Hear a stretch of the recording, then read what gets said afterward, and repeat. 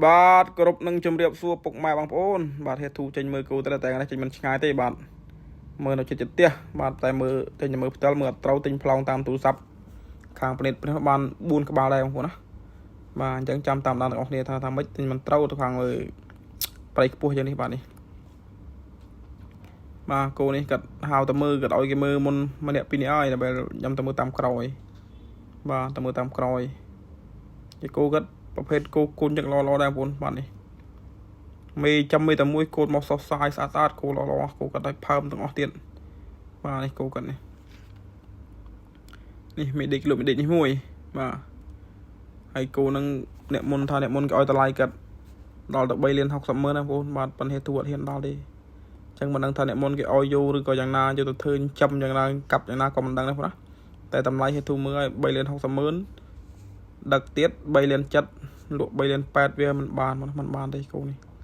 បាទវាស្ទើគីឡូដែរបងណាបាទស្ទើគីឡូដែរហើយផែនក៏វារៀងមួយកដាលបាទផែនមួយកដាលបានហេតុឲ្យតម្លៃស៊ីនគាត់ហើយបាទគាត់ថាមិនទាន់ដល់តម្លៃគាត់មិនទាន់លក់អញ្ចឹងណាបាទអញ្ចឹងគាត់ទុកសំទៅគាត់នឹកឃើញថាឃើញខ្ញុំទិញឡាយលក់ចិញ្ចឹមអញ្ចឹងគាត់អត់ចង់លក់គេកាប់ទេបាទអញ្ចឹងគាត់ឲ្យខ្ញុំមកមើលប៉ុន្តែអ្នកមុនឲ្យតម្លៃដល់3 លាន 60 ម៉ឺនហ្នឹងណាបាទហើយគោនេះគាត់ចង់លក់ឲ្យអ្នកចិញ្ចឹមចាំបងប្អូនចង់បានអីអាចទៅមេទូបានបាទតម្លៃ3 លាន 60មកដឹកដល់ផ្ទះខ្ញុំមកចូល3 លាន 7បាទអញ្ចឹងអាចយកបានទៅខ្ញុំមានលេខគាត់ដែរអញ្ចឹងចាំបានទៅមេទូបានបងណាបាទនេះនិយាយទៅទិញផ្ទាល់គឺអត់បានត្រូវទេគឺយើងទិញតាមទូរស័ព្ទនេះបាទនេះម្ចាស់គោថតផ្ញើមកឲ្យមើលដាក់តម្លៃដាក់មកនិយាយចរចាគ្នាមួយម៉ាត់ពីរម៉ាត់បាទក៏ត្រូវតម្លៃគ្នាឲ្យកូនចៅយើងទៅយកបដ ாய் បាទទៅយកនោះក៏មិនត្រូវអត់អស់ថាច្រើនជើងឯងទិញឯងកន្លែងដែល2 ជើង 2 ដឹកបើសិនទៅលក់ភ្លាមទៅយើងឲ្យឡានទៅយកបានតែមួយជើងមកអស់បដ ாய் តែនេះត្រូវដឹកអស់2 ជើងអស់គុណនឹង2អានេះទិញតាមមេ2នេះមកមួយជើងទៅដល់ពេលហើយមកទុំ1 ម៉ោងក្រោយត្រូវ2ទៀតទៅយកមួយជើងទៅអញ្ចឹងវាខាត់តែដឹកបាទប៉ុន្តែយើងមិនចាប់បញ្ហាទេបងប្អូនបាទឲ្យត្រូវការលក់ទៅមកបាទផ្ញើតាមទូរស័ព្ទហ្នឹងក៏ហេតុទិញបានដែរបងណាបាទមិនបាច់ភ័យបារម្ភថាខ្លាចទិញតាមទូរស័ព្ទមិនត្រូវខ្ញុំទិញតាមទូរស័ព្ទបានច្រើនដែរបងប្អូនឃើញវីដេអូដល់ដងអញ្ចឹងបាទទិញប្លង់តាមទូរស័ព្ទច្រើនមែនទែនអានេះ1 2ទេមកទិញទៅហាងកប្រងមុនទិញនឹងចង់10ក្បាលដែរបាទទិញតាមទូរស័ព្ទទៅថតផ្ញើត្រូវបាទតែខ្ញុំថាយកវិញតែដឹកមកដល់ទីខ្ញុំខាតលើខ្ញុំមិនលើខ្ញុំទេបងណាឲ្យតែបងប្អូនលក់កើត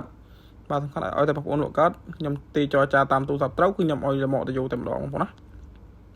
បាទលក់ឲ្យខ្ញុំស្រួលទេបងប្អូនបាទខ្ញុំថាយកគឺយកឲ្យទិញតាមទូរស័ព្ទក៏ដែរបាទ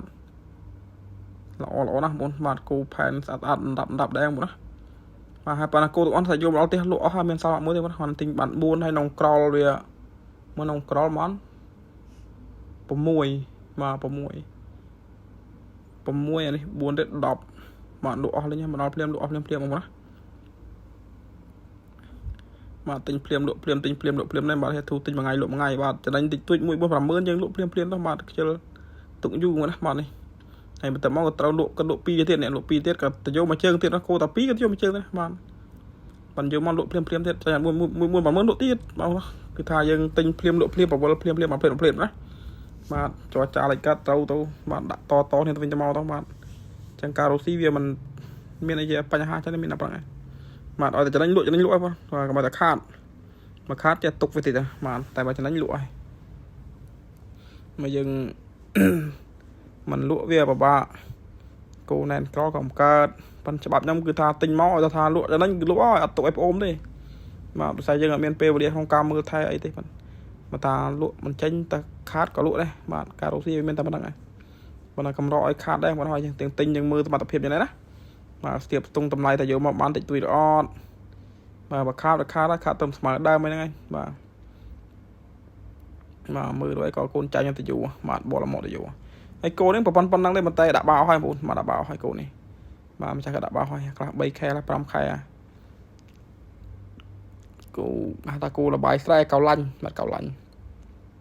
បាទឡើងលម្អហ្នឹងឡើងលម្អអញ្ចឹងសម្រាប់ពុកម៉ែបងប្អូនត្រូវការមានគោផែនចិញ្ចឹមល្អឲ្យត្រូវការលក់កុំភ្លេចទាក់ទងមេទូមក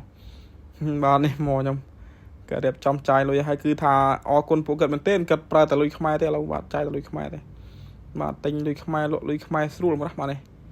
បាទដោយសារតែឥឡូវរដ្ឋបាលប្រកាសថាផ្អាកលុយបាតនោះយើងឃើញក៏យើងចាយតែលុយខ្មែរទៅបាទវាស្រួលផងលុយខ្មែរលុយជាតិកឹងលុយជាតិយើងបាទនេះ ចឹងគាត់ព្រមទទួលលក់លុយខ្មែរថាលុយអីគេថាបានឲ្យថាត្រូវតម្លៃអញ្ចឹងស្រួលមួយយ៉ាងដែរទៅបាទកក់លុយក៏យើងបកគលលុយបកគលកាក់ជូនគាត់បាទនេះលុយខ្មែរសុទ្ធតែម្ដងបាទហេងទាំងអស់គ្នាបងប្អូនបាទអញ្ចឹងត្រូវការមានគោមានលក់ទៀតទៅមកឆាតរូបមកដាក់តម្លៃមកបាទគេទូទិញប្លង់មកទិញប្លង់ទិញតាមទូរស័ព្ទនេះអាមេកូនេះក៏យើងលក់អស់ហើយបាទមកដល់ទីក៏លក់អស់ហើយចឹងមួយនៅខាងបាត់ដបងគាត់យកទាំងអស់ម្ដងយកមក7ក្បាលទាំងអស់គាត់យក7ក្បាលយក7ក្បាលមួយបាត់ដបងយក7ក្បាលមួយតំពេញយកទៅអានោះ2 3 10ក្បាលមកមុំបាទមួយថ្ងៃលក់អស់ទាំងអស់បាទឡាយអស់មកបាទនេះចឹងសម្រាប់ពុកម៉ែបងប្អូនត្រូវការមានគោមានអីលក់កុំភ្លេចតាក់ទងហេទូបានបងប្អូនណាបាទហេទូទួលទិញ2ខេត្តបាត់ដបងហើយនិងខេត្តបន្ទាយមានជ័យបាទបើថាប្រតិនបញ្ញាប់ខ្ញុំទៅមិនទាន់បងប្អូនអាចថតតាមទូរស័ព្ទឆាតមកដាក់តម្លៃមកគឺយើងចរចាតាមទូរស័ព្ទបងប្អូនណាហើយបងប្អូនចង់ថ្លឹងគោចង់អីចង់ដឹកមកថ្លឹងកន្លែងខ្ញុំក៏បានដែរបងបើថារឿងខ្ញុំទៅថ្លឹងគឺតម្លៃផ្សេងទៀតបើថាដឹកមកថ្លឹងតម្លៃផ្សេងទៀតអញ្ចឹងវាមានតម្លៃដឹកមកហើយយើងទៅដឹកបងប្អូនណាបាទនេះហើយធុកមុខមកនេះចេញទៅខាងអាស័យក្រាំងមួយចាស់គាត់យក2ដុំទៀតបងប្អូនណាបាទរៀបចំវិកខ្ចប់ជូនគាត់អស់ហើយបងប្អូនណាបាទអញ្ចឹងបងប្អូនត្រូវការធុកមុខត្រូវការអាវភ្លៀងត្រូវការផ្លែកាត់ស្មៅបាទត្រូវការអីក៏បានដែរទៅបាទអរគុណច្រើនបាទវីដេអូមានតែប៉ុណ្្នឹងបាទ